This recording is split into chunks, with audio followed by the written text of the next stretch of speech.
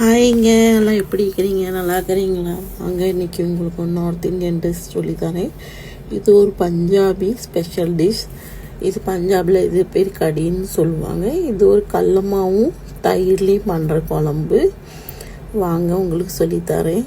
ஒவ்வொரு பைட்டு எடுக்கும்போது செம்மையாகும். இதுக்கு வேணும் கடல மாவு, அப்புறம் தயிர், ஒரு ஸ்பூன் ஃபுல்லாக வலியும் மஞ்சள் நல்லா போட்டு நல்லா கலந்து விடுங்க. ஒரு விஸ்கால் செம்மையாக கலந்து விட்டு நல்லா தண்ணி ஊற்றி இது நல்லா கொதிக்க விடுங்க.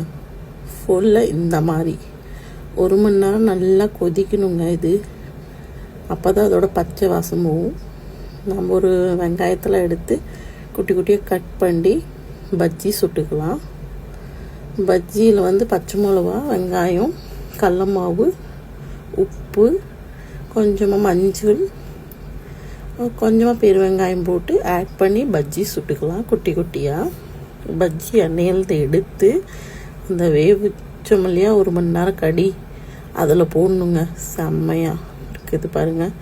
அப்புறம் தாளிப்பு கொடுத்துக்கலாம். தாளிக்கிறதுக்கு எண்ணெய் ஊற்றி கடாயில் கடுகு, கொஞ்சோண்டு வெந்தயம், வரமிளகா, பச்சை மிளகா, கறிவேப்பிலை எல்லாம் போட்டு கசூரி மெத்தி கொஞ்சம் க்ரஷ் பண்ணி போடுங்க. கொஞ்சோண்டு சில்லி பவுடர் போடுங்க. அப்புறம் தாளித்து கொட்டி பாருங்கள், அவ்வளோ சூப்பரான கலர்.